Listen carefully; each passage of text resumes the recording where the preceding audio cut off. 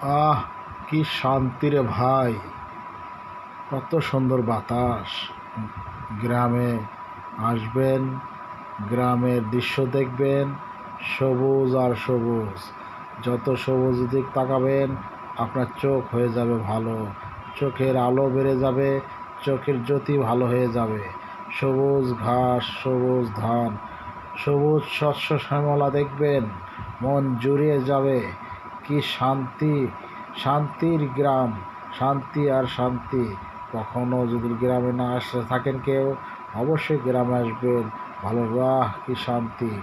হালকা হালকা রিমঝিম বাতাস মন ছুঁয়ে যাচ্ছে, অসা মনকে কত দোলা দিয়ে যাচ্ছে দেখেন। সবাই চেষ্টা করবেন গ্রামে আসার জন্য, ভালো লাগবে। কত যে ভালো লাগে কল্পনা করা যায় না। গ্রাম অনেক ভালো লাগে।